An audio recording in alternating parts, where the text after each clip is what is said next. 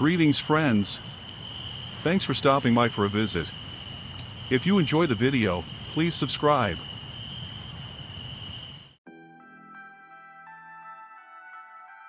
I work for NASA as an astronomer, and there are certain things we keep hidden from the public.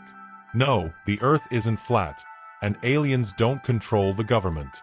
Fuck, I wish those were the case, as the truth is much, much worse. In 1993, the Hubble Space Telescope saw a star disappear. It didn't go supernova or die naturally, it simply went dark over the span of a few minutes. This star was already too faint to see with the naked eye, and ground-based telescopes had trouble picking it out from among the surrounding stars, so the event wasn't widely known to the public. At the time, we thought the most likely explanation was that a cloud of interstellar dust had drifted between Earth and the star, occluding it from view. It was noted and mostly forgotten about. In 2007, 2 more stars vanished. Due to the circumstances of this event, this was much more concerning. The 2 stars in question were part of a binary system, orbiting each other at a fairly close distance. If a cloud of interstellar dust was the culprit again, they would have both seemed to disappear simultaneously, or very close to it. Instead, both stars faded individually over a period of minutes, separated by a span of about 8 hours. This binary system was also about 15 light-years closer to Earth than the star that had previously disappeared in 1993. After carefully reviewing millions of Hubble images, 2 more stars were identified which had gone out in the years 1995 and 2002. These were all in the same stellar neighborhood, only a handful of light-years from each other. The only conclusion we could draw was that some unknown influence, traveling close to the speed of light, was shrouding or destroying these stars. Unfortunately, the Hubble wasn't sensitive enough to tell us any more than that. The James Webb Space Telescope first came online a few months ago. Although official channels will tell you that it's still undergoing testing, we have been actively collecting data since early February. One of the first things we did was to aim the telescope at the regions of space occupied by the vanished stars. If they were being blocked by dust clouds, a hope some of us still held onto, the increased sensitivity of the JWST may have been able to see through them and confirm that the stars were still there. Unfortunately, we had no such luck. The first 3 stars that had disappeared were still completely dark. Gravitational wave detectors, though, soon found something odd. In all cases, not only were the stellar masses still present, but the amount of mass had actually increased. More sensitive observations had also detected a type of string, or web, stretching through space connecting these now invisible stars. When we trained the telescope on the binary system that had vanished in 2007, which was the nearest point at which this phenomenon had so far been observed, there was finally enough ambient EM spectrum radiation left to try a mass spectrometer reading. If you're not aware, mass spectrometry is an incredibly useful process, whereby measuring the patterns of light wavelengths emitted or reflected by an object, we can learn tons of useful information, such as its temperature, speed and direction of movement, and chemical composition. The readings we got from the binary stars didn't make any sense, though. First of all, they were cold, almost as cold as the surrounding interstellar medium. Whatever had happened to these stars had snuffed them out completely, or somehow prevented their light from escaping. What was truly puzzling, however, were the emission lines returned by the mass spectrometer. Several familiar elements, such as hydrogen, carbon, nitrogen, oxygen, and magnesium were identified, but these were few and far between. Most of the readings didn't correspond to any known chemical elements, and even seemed to defy what we knew about the physics of light, matter, and chemistry. This massive, star-spanning structure was primarily composed of materials that we didn't even have names for, and may not even have been matter as we understand it. Speculation ran rampant. Obviously, such a thing couldn't be a natural phenomenon. Finally, we had proof of extraterrestrial life. But what was this thing we had discovered, and for what purpose was it being built? The leading hypothesis was that we were looking at a series of Dyson shells, massive solar collectors built to completely envelop stars, in order to capture 100% of their energy output. Such a concept had been envisioned in the early 20th century, as a potential source of energy for an interstellar civilization.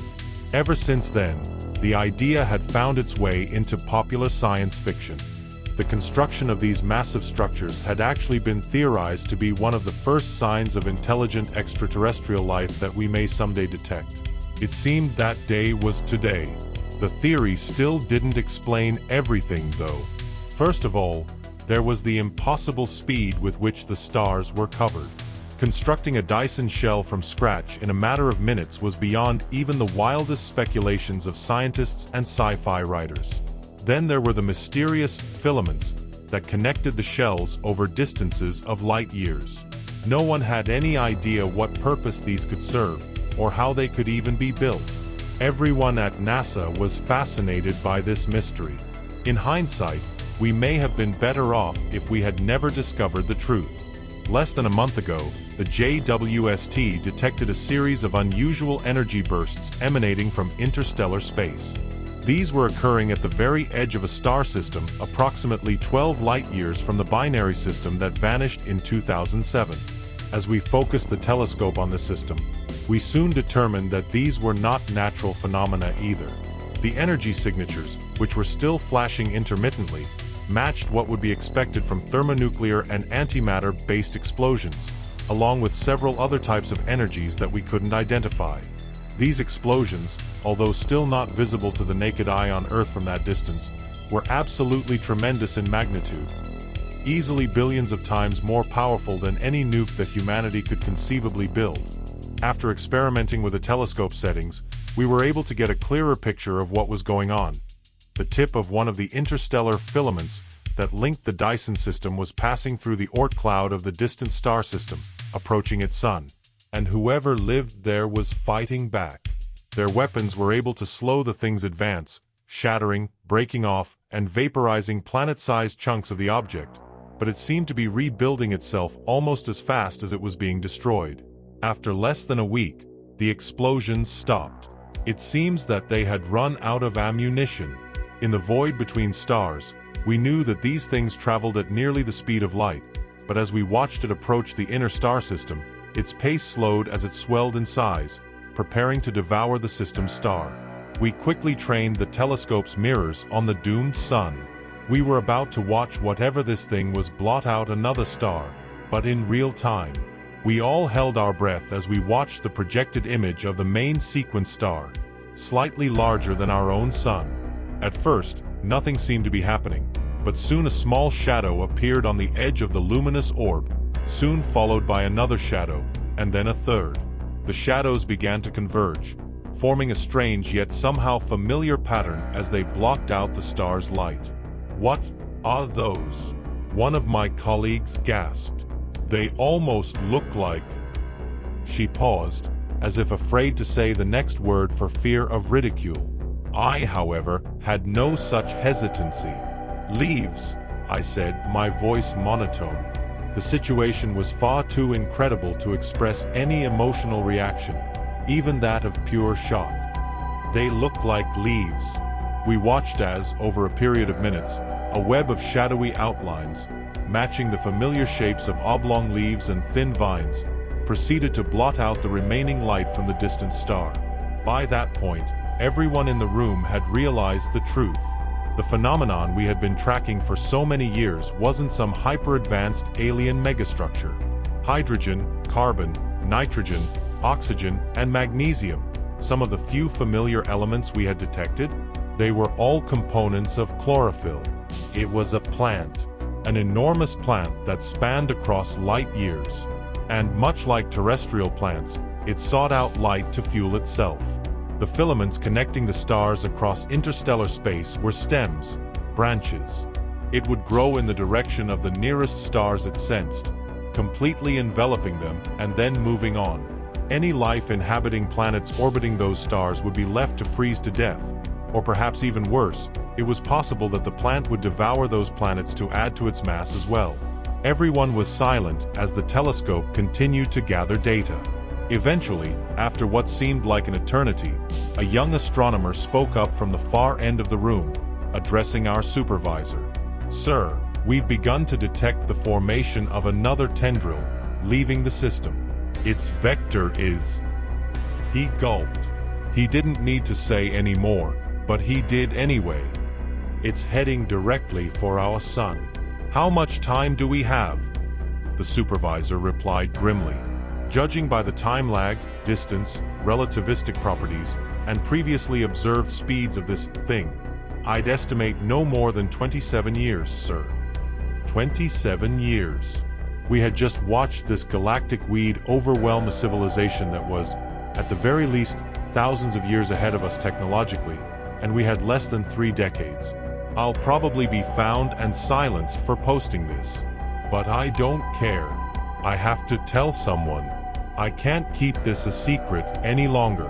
When the sun turns black and the world begins to freeze, at least you'll have some idea of what's going on. Small comfort it may be.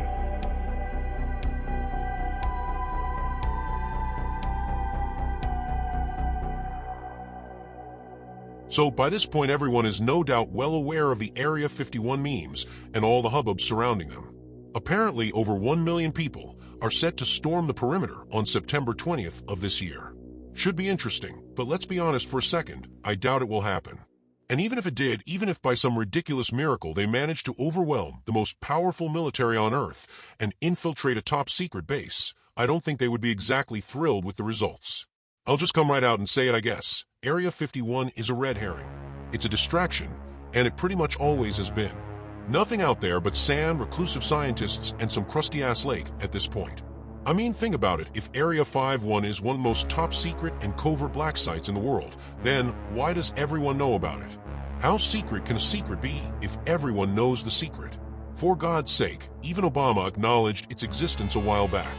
That's the whole point of it. They want you distracted, so you don't look for the others. But why take my word for it? Who am I anyways? Just some pleb on the internet that decided to cash in on a trend for some clout, and perhaps a bit of that sweet, sweet karma, right? Well, yes, but actually no. That may be who I am now, but I was once a person of particular interest to the United States government. Most people knew me as Mr. Blue. Not my real name, but is easier to pronounce. I used to be a pilot. Did that for many years and loved every second of it. I tell ya, there's nothing quite like soaring through the skies and breaking the sound barrier for the first time. You might crap your pants a little, but it's all just part of the experience, really. Now, unfortunately, the type of work I did was above top secret, and for all of our safeties, I cannot go into any further detail on what I actually did or who I actually worked for. One day, I was out on a calcified reconnaissance mission in a certain area where I should not have been. I'll apologize here for the vague details of certain things, but you gotta understand, the things I'm about to tell you are beyond top secret. They would kill me 10 times over for uttering a word of it. So here's to hoping that doesn't happen. Anyways, the mission was going as planned when suddenly my instruments started going berserk on my dash. Air pressure inside the cabin just plummeted, and the speed and fuel consumption gauges looked like they were playing ping pong with each other. Everything began to rattle like crazy, and my alarms erupted into a symphony of irritation. Next thing I know, I see this bright light soar past me at an ungodly speed. The shockwave it produced was so violent that it shredded the hull of my craft. In a split second, I went from casually flying along to suddenly regaining consciousness as I plummeted headfirst towards the ground at terminal velocity. I managed to pull my chute before I splattered, but as I touched down, I almost wished I had. There I was met by an awaiting entourage of at least 24 men in winter camo suits and masks. They all pointed their weapons at me and screamed in a language which I recognized as English. I tried my best to calm them down and appear unthreatening, but that didn't stop them from wrenching me into a pair of handcuffs and hauling me into one of their APCs. They began to drive away, and the real severity of the situation hit me. I was not going to be saved. The people I worked for had never said it, but it was always well known that if ever you were captured, then you were pretty much on your own. With that in mind, I had no real incentive to keep my mouth shut once they started interrogating me.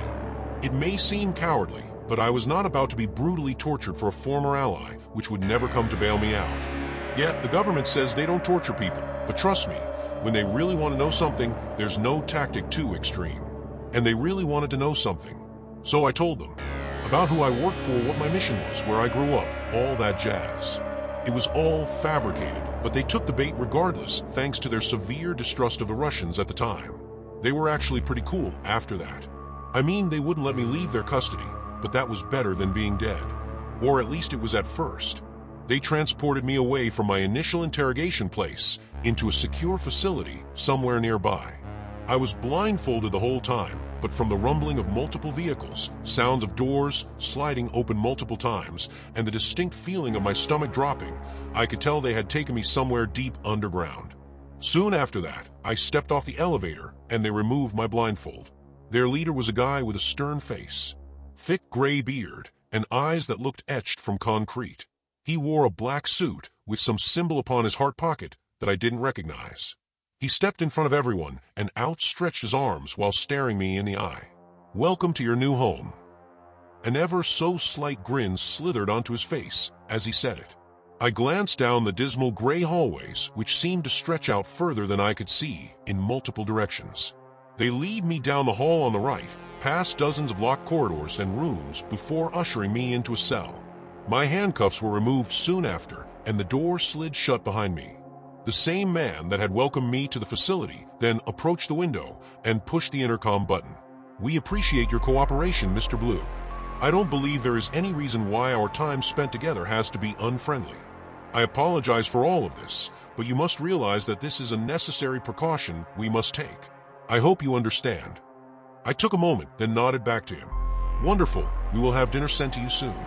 If you require anything, then please notify one of the guards outside of your quarters." And with that, he and his little entourage turned and strolled down the hallway. That was my very first night in the facility I eventually came to know as FEZ. I don't think it's the official name, but I heard several personnel at the base refer to it by that acronym over the years. I still don't know exactly what it stands for. Forbidden Enclosed Ziggurat, Forsaken Evil Zoo, Fabulous Elf Zombies? The best I could really come up with was Fortified Experimental Zone. It makes the most sense too, all things considered. At first it wasn't actually too bad. The staff was nice, they cooked great food, and there was plenty to see around the base. Although every once in a while, I would hear the screams just barely echoing through the vents.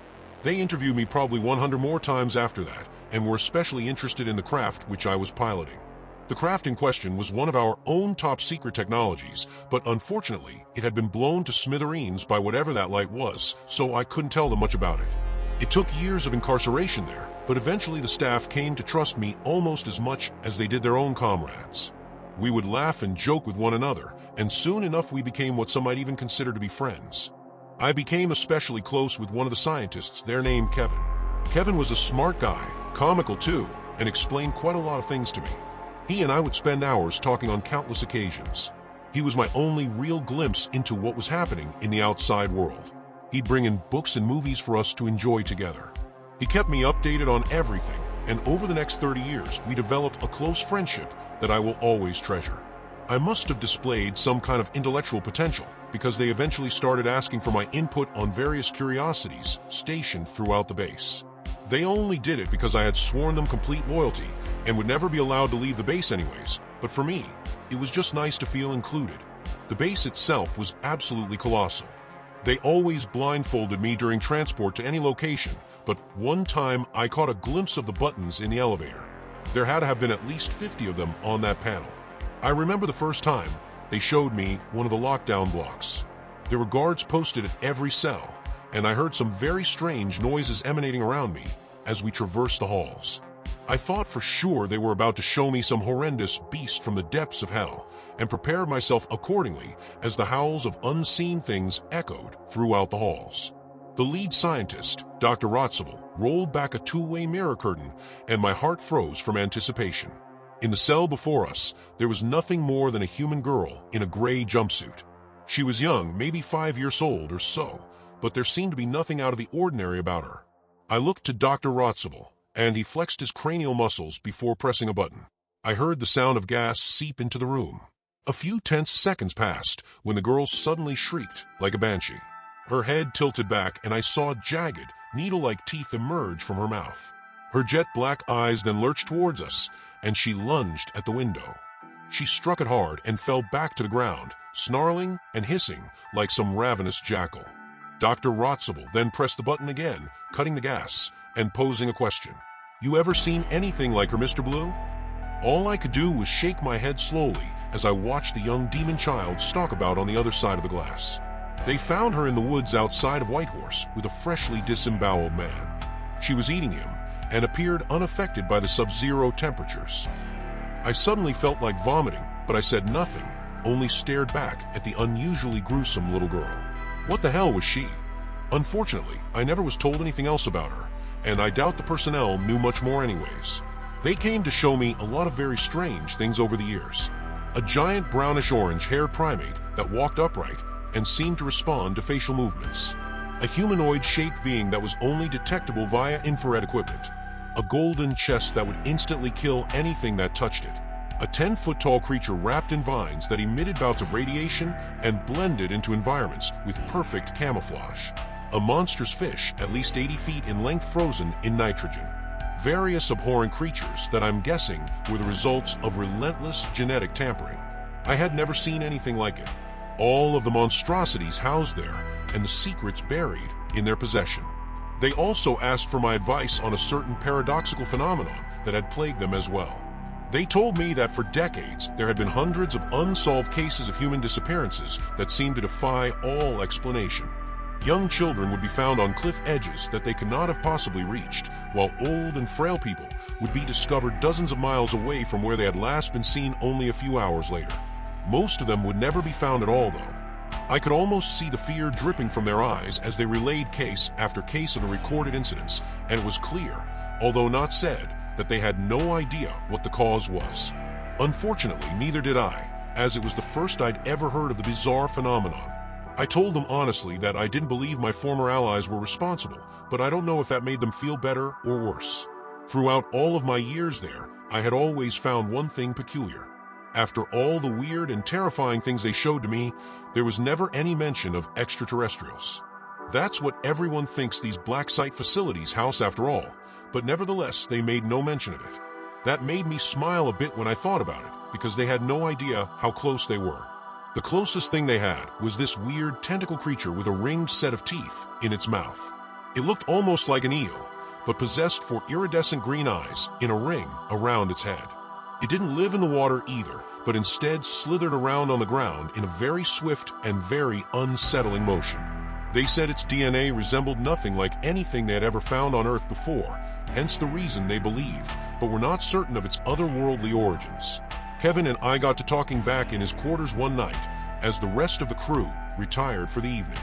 He shared with me a bit of his brandy, and we were content to just chat as friends late into the night. He told me a lot about himself that he had never mentioned before. He showed me pictures of his wife and his son that had been taken from him. Kevin admitted his son had died in a car crash a couple years back, while his wife passed 2 years later of cancer. It broke my heart to hear that, and I felt sorrow for my dear friend of some 30 years. Kevin was in his early 50s, but you'd never know it with the enthusiasm in his voice.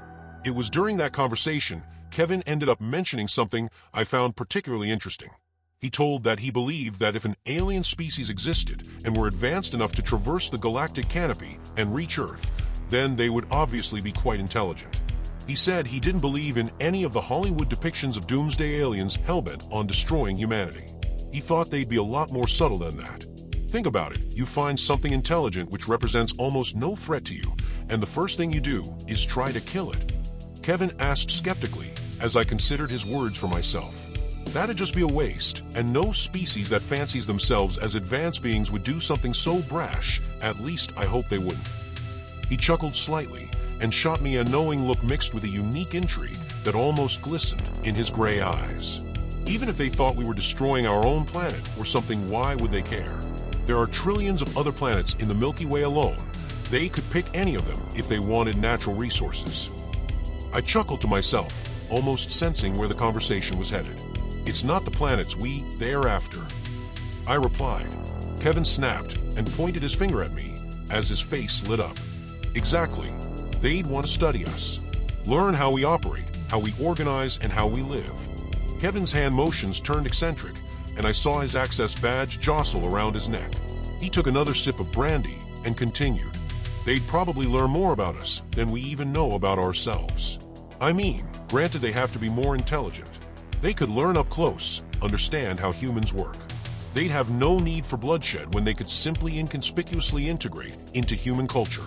They have no doubt mastered the art of altering their biology to disguise themselves as humans. I mean, that's nothing when compared with the tech they used to get here, you know. He paused from his enthused monologue and wiped the steam off his glasses.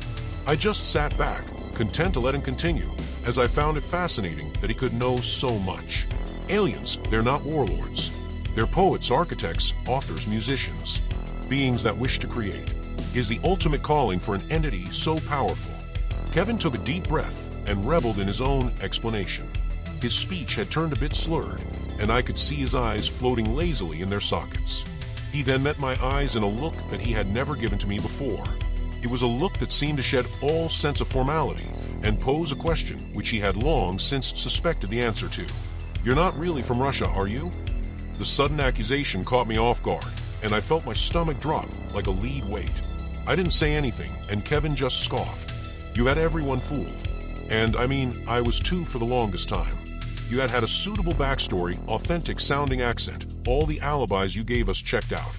He paused and clasped his hands in front of him. "You look so authentic too, but there was one thing you missed. One thing that you just can't fake." He looked me deep in the eyes and fell silent. He didn't have to say it, for I already knew what he meant. The eyes are impossible to truly fake. That night your craft was shot down. What were you doing here?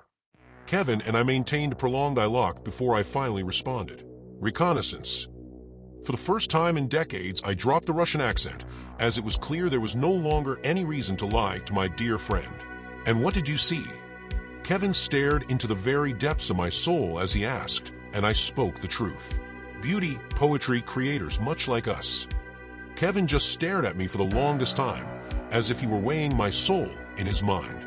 I wondered what he planned to do since he had found out, but I didn't ask. Kevin eventually smiled and rose to make his way to the cell door. He reached into his coat pocket and withdrew a black steel pistol with a long snout. I slowly met his gaze, and he chuckled. "Mr. Blue, do you wish to go home?" I nodded after pausing to think for a moment. Kevin looked over his weapon and primed it for use. "I hope your allies can forgive us." Without another word, he flashed a security badge, and the locks on the door gave way. He motioned for me to rise and follow, and so I did. Kevin glanced back and forth down the hallway, but due to the late hour, there was no one around. He and I sprinted down the corridor and onwards to one of the security booths. He flashed his badge as I hid just out of sight. He entered the room, and I heard the noise of a brief scuffle before two bright flashes ended it. Kevin re-emerged with wild eyes and beckoned me to follow. He and I dashed down the hallway and reached the massive main shaft elevator soon after. For the first time, I entered without a blindfold, and Kevin punched the button to the top floor, and the security code required to power it. Security system will be down for a good half hour, but automated distress beacons have already been activated. That gives us about 8 minutes. Kevin dropped the clip from his pistol and popped in a fresh one.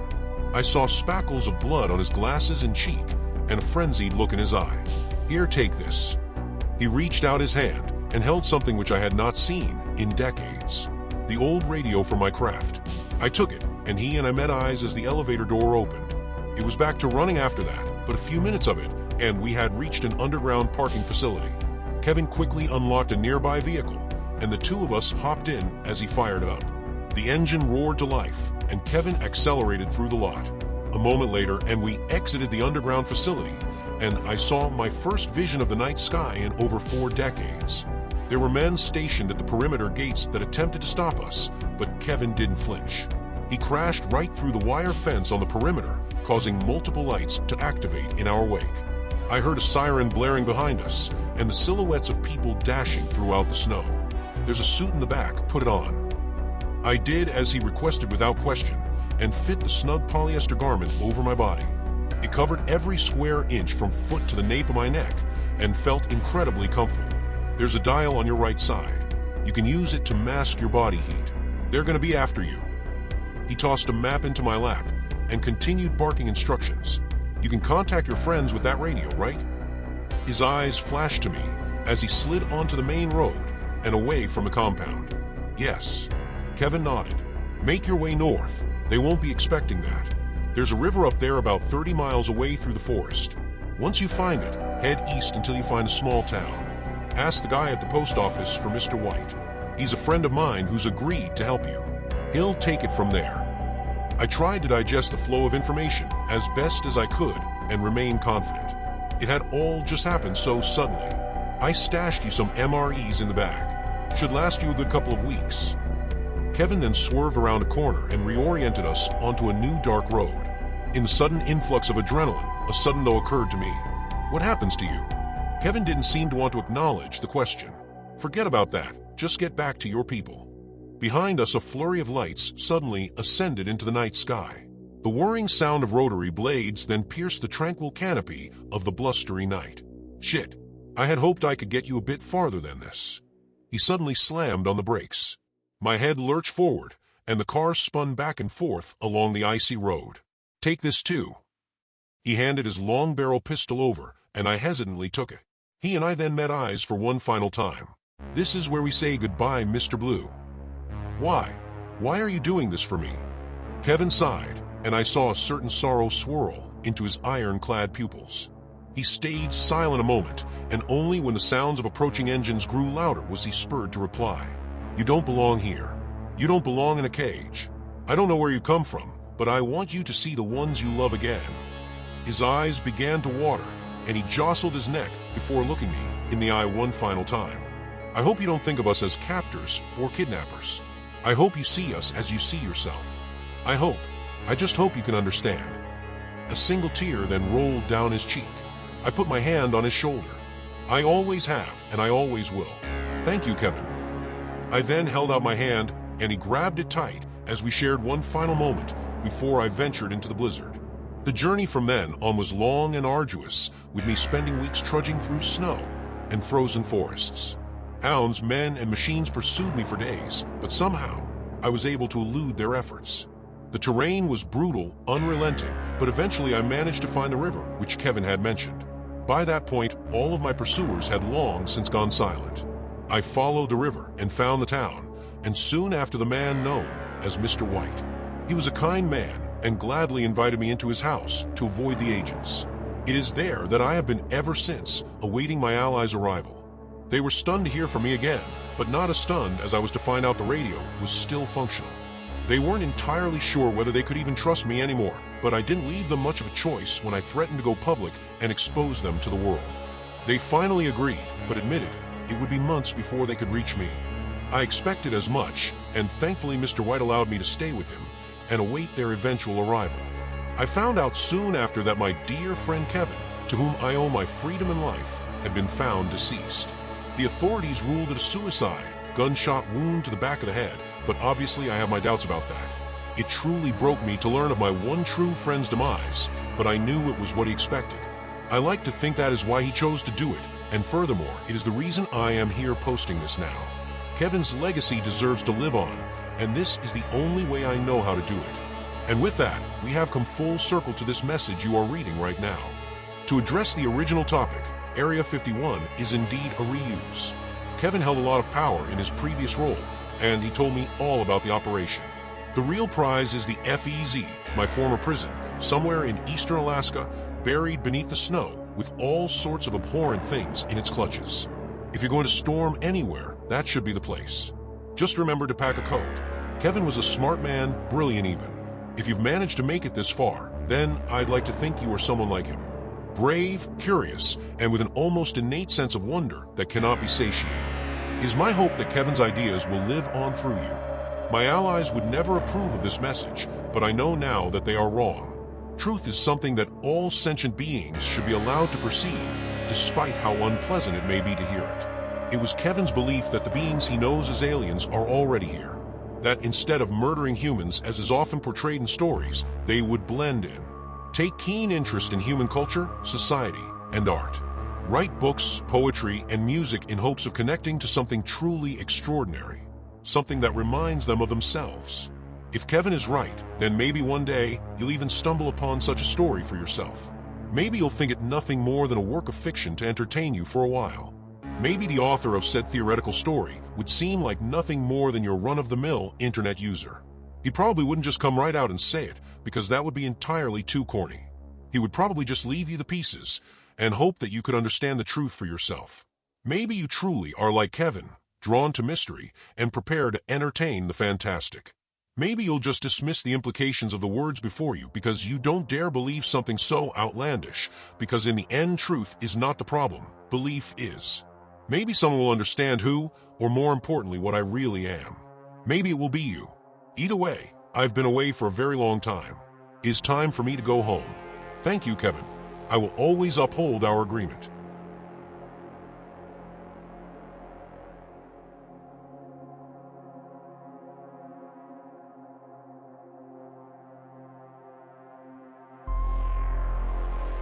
I have worked for NASA for 12 years, and I'm finally ready to tell someone. No, I have to tell someone before it's too late for everyone. It all began a few years ago. We were working on a project called the AIE program. The goal of the AIE program was publicly to test a device that would monitor the chemical makeup of cosmic dust in our solar system, but nothing could be further from the truth. I was placed on the team that was responsible for experimentation. The instructions we received were unreasonably vague, especially for a project so heavily funded. All that we were told was that the device was intended to foster interstellar communication. Our project supervisor was a man named Dr. Adrian Melrose. He was tall and skinny, with long black hair that was so dark it seemed to reflect his surroundings. His face was gaunt, and he had deep wrinkles around his mouth. He spoke with a dignified voice, and even though I felt intimidated by his appearance, I couldn't help but be impressed by his eloquence. After a short brief, we were presented with the device, and were told to begin experimentation. It turned out this involved using electromagnetic frequencies to transmit signals across the observable universe. I won't go into too much detail about the science behind it, but we would essentially use the device to send radio waves out into space. Basically, it was the cosmic equivalent of throwing spaghetti at the wall and hoping something would pick up the signal. God, I wish it hadn't. The thing about the device is that it was not only the most powerful EM wave transmitter we had ever developed, but also the most powerful receiver. This double function was what would hopefully allow us to establish a line of communication. I think this was the point I began to wonder. A line of communication to whom? Who were we hoping to reach? The brief had only mentioned establishing communication, but in reality we had no idea if that would ever happen, and the chances were exceedingly slim. Or so I thought. I can't explain how strange it feels to sit here and write this down. To admit the truth as I know it, but there are people whose lives depend on me telling them. Even now I don't want to believe my own words, because they sound so insane. I was the second last person to leave the lab every night, always making sure that all the equipment was off and secured before saying goodbye to Dr. Melrose. I don't think I ever saw him leave that lab. On one particular evening, I was going through my regular routine of securing equipment while Dr. Melrose watched carefully. I said goodbye and turned to leave when I felt a bony hand on my shoulder. I turned around to see him staring at me with the most panicked eyes I've ever seen. I'll never forget what he said to me. "Don't answer the call," Dr. Melrose uttered in a low, foreboding tone. I instinctively pulled myself away from his grasp and stared in disbelief. Not sure what to say to this, I muttered some sort of goodbye and rushed out as he stood silently and stared at me with a piercing gaze. Traffic interrupted my strict morning routine, and I arrived at work late, much to the disapproval of my senior researchers. However, the frustration was lost amid the celebration. We had received a response. I should have been excited. I should have been proud. But all I could feel was dread. What does it say?" I asked anxiously. "We don't know yet. It's some kind of weird frequency that we can't understand." One of the researchers replied. Dr. Melrose stayed silent, and in the corner, the same intimidating aura as always. I couldn't help but glance at him to see how he was taking the news, but he just avoided my gaze and looked away. The next few months, we all worked towards decoding the transmission. Everyone was in pretty high spirits following the discovery, with the exception of Melrose and I, who looked on with trepidation. With every day that we came closer to decoding the message, my dread grew and grew in the pit of my stomach. And then the day came. If there's one thing I'd take back in my life, it would be coming into work that day. Every instinct told me not to. Every nerve burned with the desire to stay as far away from that damned lab as possible. But I went, and I regret it every single day. It was Marcus Beckett that made the discovery. He was a young guy, the youngest and least experienced on the team. He had messy brown hair and freckles, and a shaky voice. Despite how he seemed, though, he was brilliant. And when he called all of us in to share what he'd found, he had the biggest grin I'd seen from him in 2 years of work. The group crowded around the computer to listen. I watched in horror as the bright smiles of my fellow researchers dropped into grimaces teeming with regret. The translated message played as follows: "Evacuate. They are among you. Evacuate. They are among you. Evacuate. They are among you." The robotic voice's message played over and over until Dr. Melrose Kami stepped over to the laptop, closed the lid as we all stood around in shock. "This didn't happen," he declared. Dr. Melrose walked away, clutching the laptop. After that, the AIE program was canceled. The official story was that the transmission came from a burst of cosmic energy, and the project was no longer worth funding. All researchers involved were given NDA contracts and let go from their positions. Nobody complained about the termination. I think we all realized that ignorance is bliss, and we wanted nothing more to do with whatever had replied. I still don't know what Dr. Melrose meant when he told me not to answer, and I doubt I ever will. For 12 years I've kept quiet, but I realized world needs to know that something is among us. After writing this, I don't think I'll be around long enough to make an update, but it's worth it if means the world knows the truth.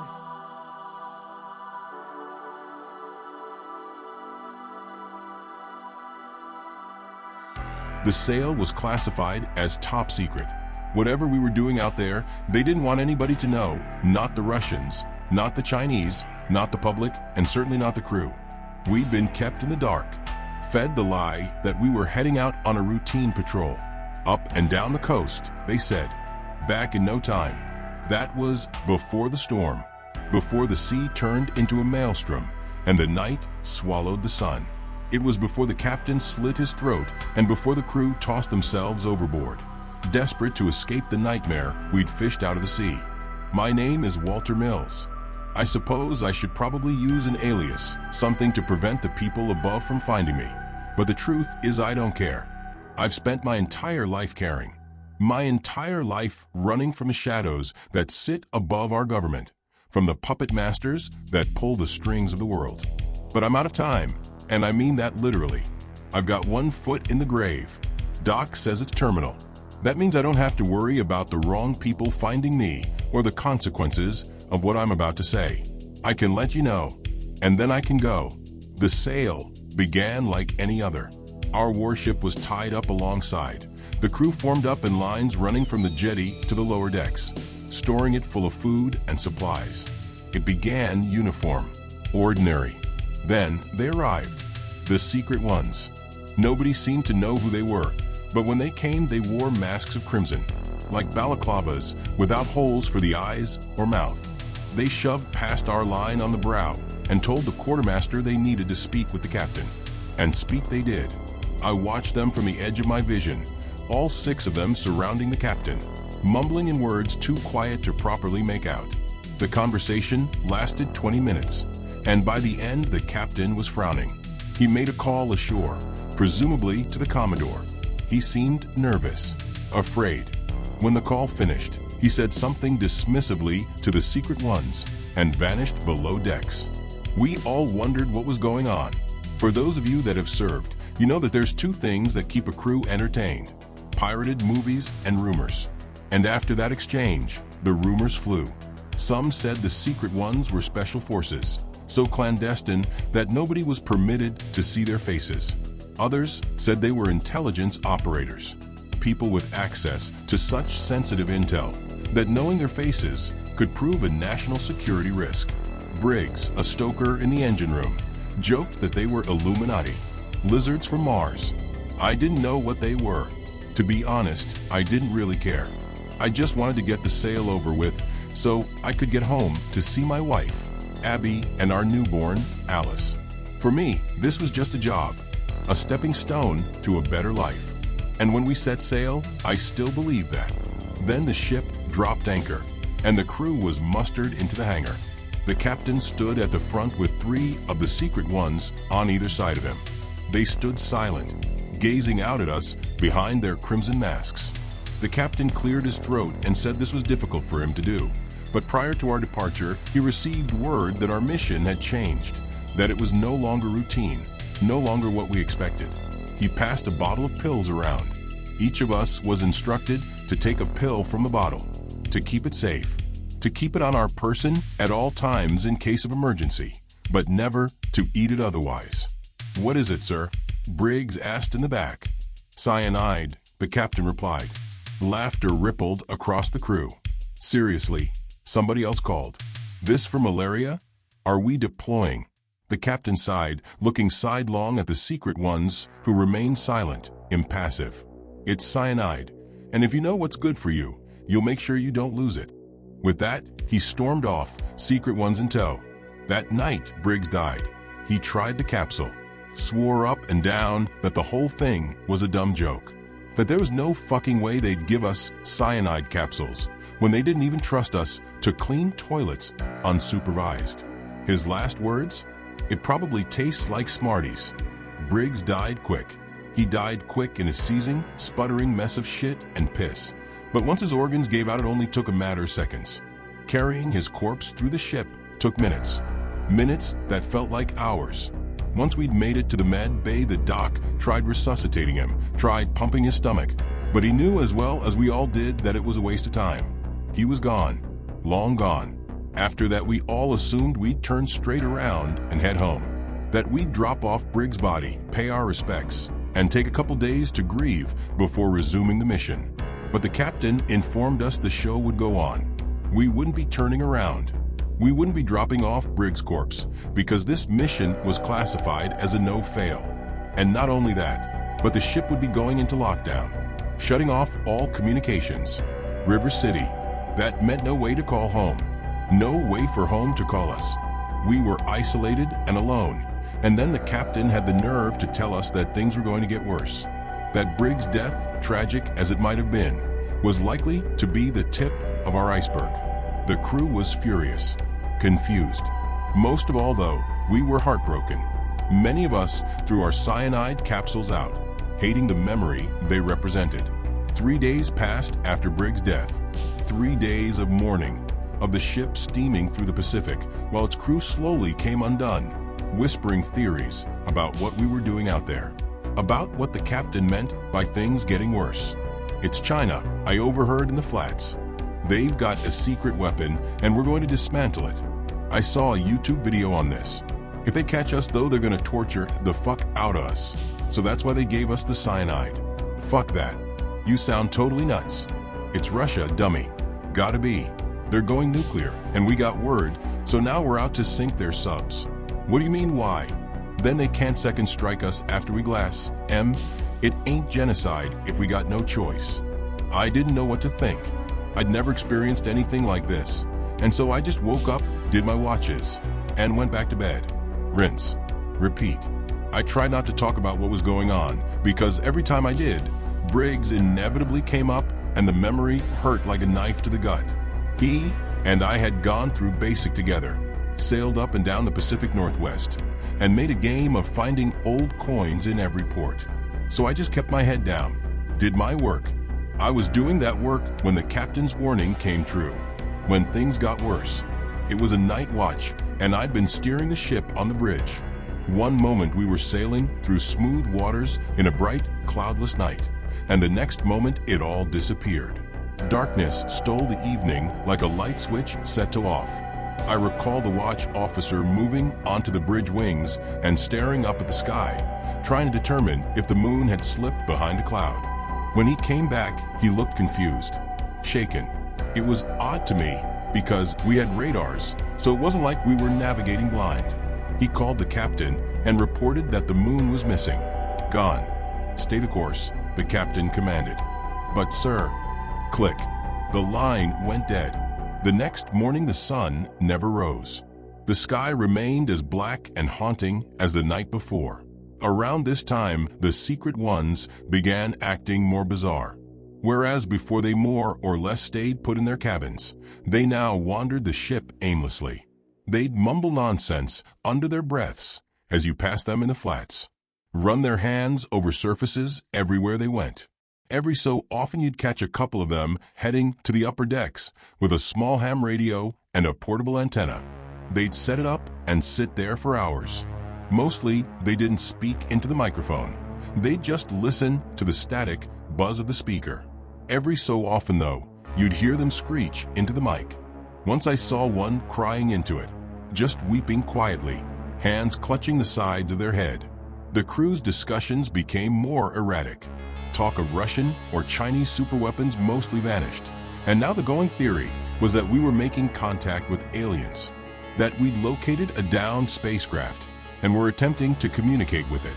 That's why the sky's gone all fucky. It's alien cloaking technology designed to keep their craft hidden. If we get it first, then we'll be able to travel to different planets and shit. The guys in red work for Elon Musk.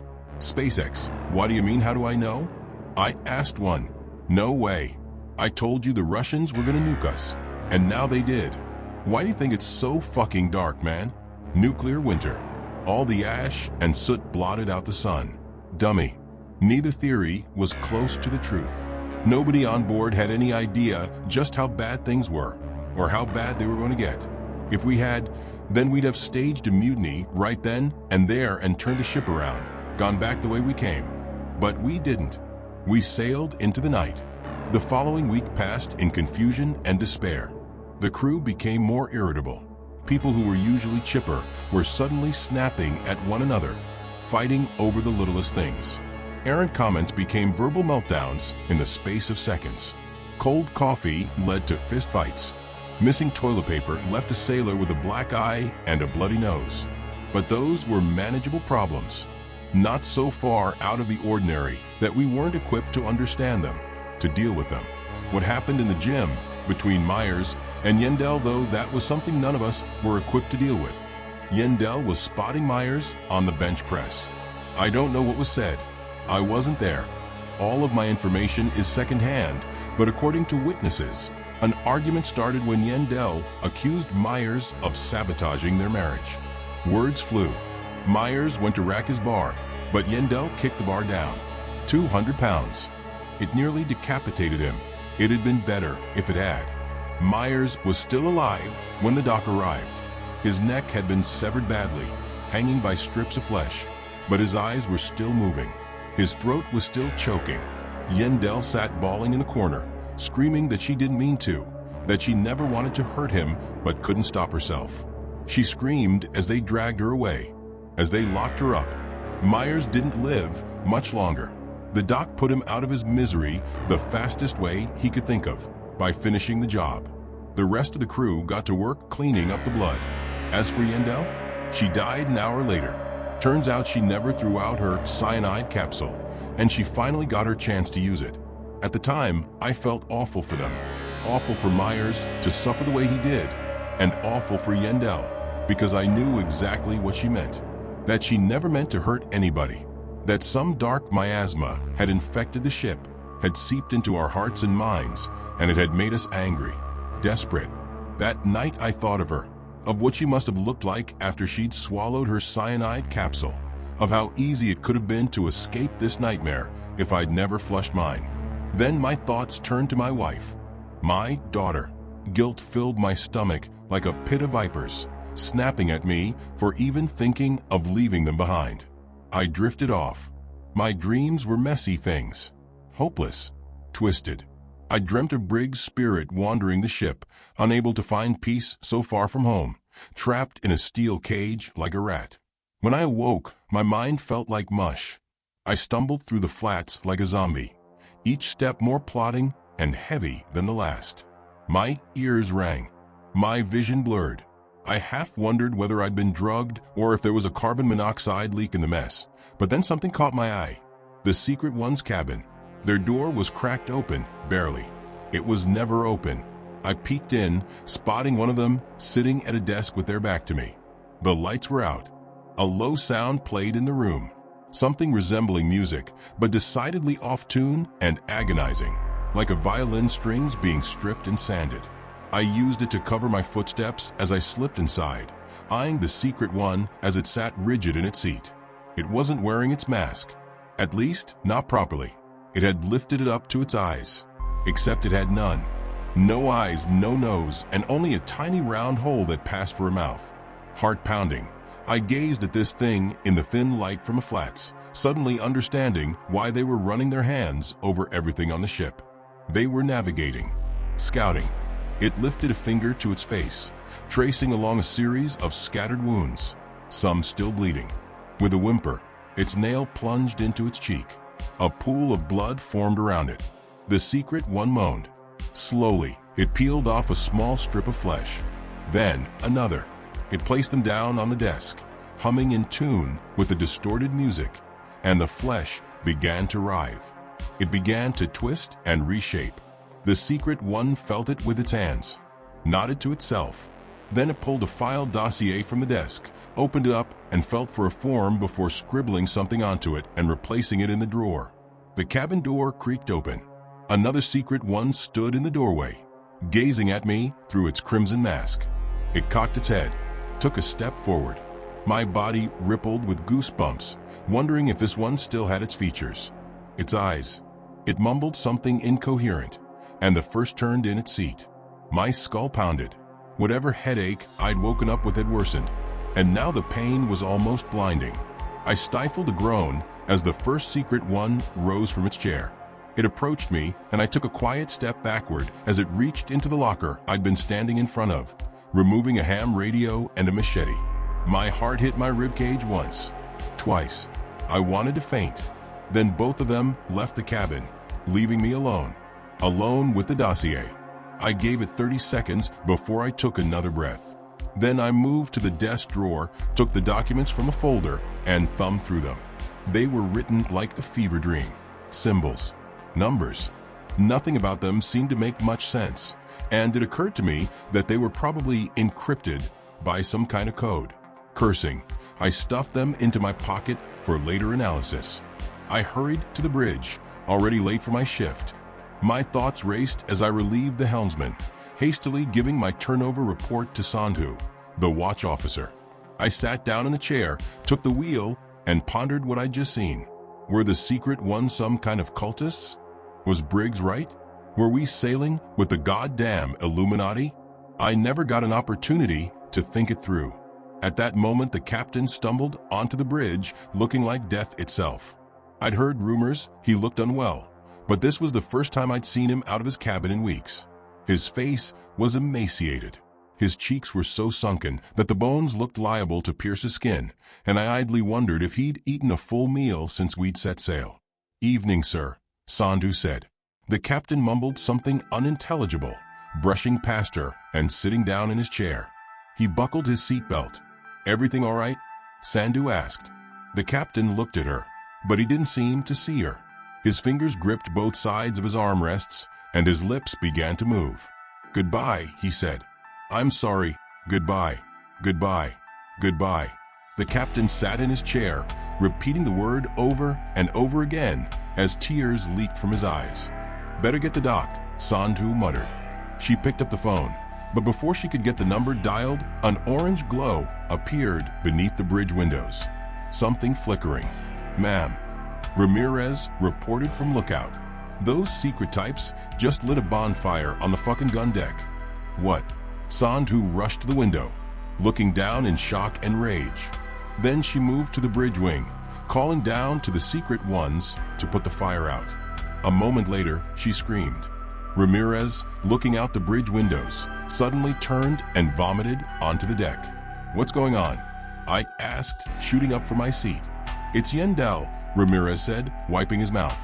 "It's Yendel and Briggs. They're chopping up their damn corpses." Sandhu stormed back inside, shouting at the captain. "Sir, permission to mobilize an ERT and put those assholes in confinement." "Goodbye, goodbye, goodbye," Sandhu cursed. She picked up the phone and dialed the executive officer, informing them that the captain had lost it and that the secret ones were cutting up corpses, burning bodies. They needed to get people out there to shut it down now. people with weapons, because the secret ones had machetes. The XO said they were on it, but it was too little too late. Somehow, I already knew the secrets had already finished what they came to do. From deep in the night, the wind howled, screamed. A wave struck us broadside, a big one. It twisted the warship like a rubber duck in the bath, knocking Ramirez sideways and tumbling Sandu across the deck.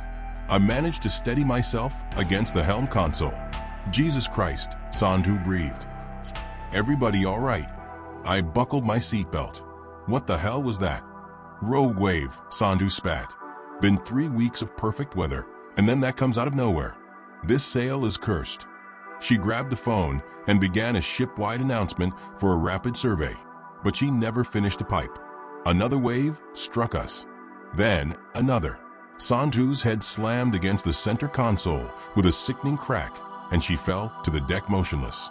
I braced against the helm, my seatbelt squeezing painfully into my waist. Nearby, I heard Ramirez shrieking, praying. The captain continued to utter his refrain. Goodbye, goodbye. Lightning flashed. For the first time in weeks, I glimpsed the sky. Dark clouds spun around us as though caught up in a whirlwind, and in them swam faces, shadows. They gazed down at us, anguished. I saw Yandel, Briggs. I heard them scream and howl as though calling for somebody in a language that could only be described as blasphemous. Ramirez's body arched and twisted. He hollered as though something were picking him apart from the inside out. I wanted to jump up and help him, but I needed to keep control of the ship. Abandoning the helm in a storm like this would mean certain death. Not like this, Ramirez moaned. Tears streamed from his eyes as he gazed up at the haunting faces of the dead swirling in the sky above. I can't. His hands gripped the guardrails running along the bridge, and he pulled himself slowly against the violently rocking ship. Inch by inch, I gazed unhelplessly as I saw him reach the hatch leading to the outside bridge wings, and I knew exactly what he intended on doing. After all, Ramirez and I had flushed our cyanide capsules together. Don't, I called, but I couldn't think of anything else to add. Why shouldn't he? Why shouldn't I join him? He paused, looked at me. Then he pulled open the hatch, filled the bridge with the deafening bass of the storm, and threw himself into the sea. I sat there, dying in slow motion. The waves, already vicious, worsened. The swells now threatened to swallow the ship, reaching the height of skyscrapers as their walls of water crashed around us. The vessel's frame groaned, shrieked. It sounded as though the whole thing was moments away from splitting apart. And then another wave hit us, a Goliath. My neck snapped sideways as my seatbelt tore into my waist. Suddenly down was up and up was down. We tumbled in the rage of the sea, frigid water shattering the bridge windows, smothering the captain and I in wet darkness. In retrospect, I don't know why I held my breath. After all that had happened, drowning would have been easy, preferable, but I did.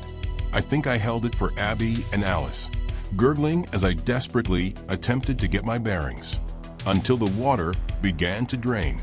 All the water in the bridge poured out of the shattered windows, along with Sandu's lifeless body.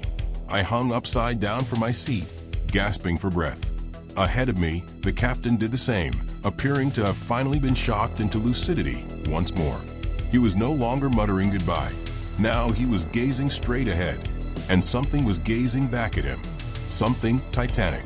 It stared at him through the broken window, its eyes like 3 orbs of swirling obsidian. The captain reached into his pocket and pulled out his knife. It was meant to cut lines, to cut ropes. I wondered if he meant to fight that thing, to stage one final defense for him and his crew, but instead he pressed it to his throat. He jammed it into one side, and with a gurgling groan, ripped across with both hands. His neck exploded in a shower of blood. The creature, seemingly satisfied, looked to me then. It looked to me, and I looked back deep into those eyes of swirling darkness, and in them I saw the abyss. I saw the void. It was as if something had bottled all the pain of humanity into a single point, compressed it down into something resembling a collapsing star, and then let it ignite. A new Big Bang, an entire universe built of our despair. I writhed and twisted in my seat, It felt like somebody had poured napalm into my skull, and I realized that thing was inside of me, that it was tasting my thoughts, my memories. I clenched my fists and set my jaw, and I screamed my throat raw, but nothing lessened the agony. The cyanide. Why the fuck had I thrown out the cyanide? It would have been so easy.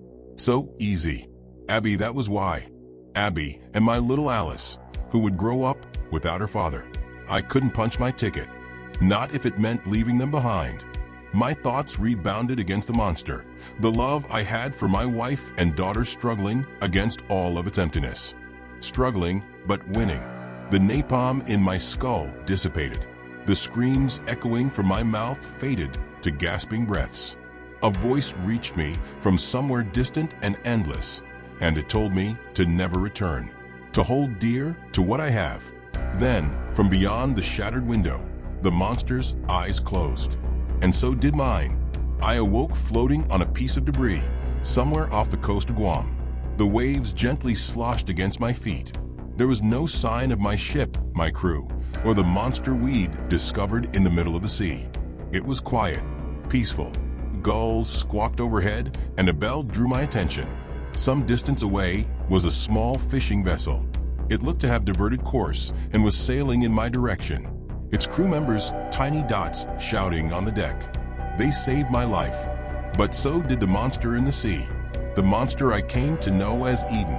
The documents I'd taken from the secret ones were badly damaged and waterlogged.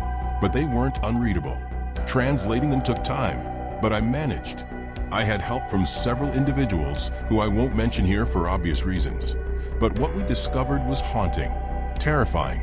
We learned that the theory of evolution is missing components, that it's not telling the full story. It tells us life originated from the primordial soup. It says that we began as basic organisms crawling out of the sea. But what it doesn't tell us is that those organisms weren't miracles. They were births. 1 billion years ago, something came to our planet from the distant cosmos. A creature of unfathomable power. It settled deep in the ocean and began to create all manner of life forms, learning as it went. Eventually, these iterations led to the creation of humanity. In an effort to assuage its own loneliness, it did something it had never before attempted, shared fragments of its own mind, its own consciousness with the human race in an effort to accelerate our evolution. It backfired. That link to its mind proved unbreakable. Even as it attempted to instill virtues within humanity, to inspire us toward love, compassion, and peace, we rebelled. Our baser instincts won out. We fell again and again into cycles of violence and war, rape and murder. We poisoned Eden with our own corruption, but it persisted. It knew that to break its link to us would mean the end of humanity as we know it, that whatever empathy we have would vanish. Like a mother, it couldn't let go. It believed we could be better, if not now, then eventually. But it's been too long. The wound has festered, it's gone untreated, and Eden is paying the price. She's dying, withering away. All our hatred and greed, our thirst for destruction has reached a critical mass inside of her, and it's beginning to collapse, filling her with madness. The mother that birthed us is gone. A monster has taken its place. The secret ones know all of this. According to their documents, they believe that she intends to finally cauterize her wound, to put an end to humanity before we can put an end to her. The intention of the sale was to strike first. The terrifying thing is, they didn't seem to know what would happen when she died. Would she merely sink to the bottom of the ocean, rotting away across decades? Would all that madness leak out of her, infecting the world in a miasma of insanity? There were plenty of variables they seemed unable to account for, but there was one certainty that they were absolutely sure of, that we would lose our connection to her. We would lose our love, our empathy, our souls. And to them, survival was worth that. I don't think so. I don't think so because my empathy is the only reason I'm writing this today. My love for my daughter saved me that night. When Eden looked into my eyes, even so filled with human corruption as she was, part of her saw my need to see my family again, to care for them. I believe that's why she let me go. She saw that though much of humanity had fallen to selfishness and greed, There were still those among us who carried her torch. There were still those with love in our hearts. And it's because of that I believe there was still love in hers. But that was many years ago now, and times have changed. Humanity has grown more twisted, more corrupt than ever.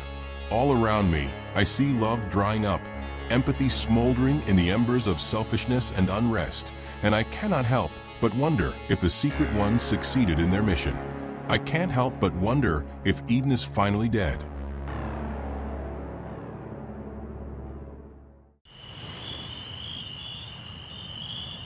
Thanks for watching. If you want to hear more stories like these, please like and subscribe.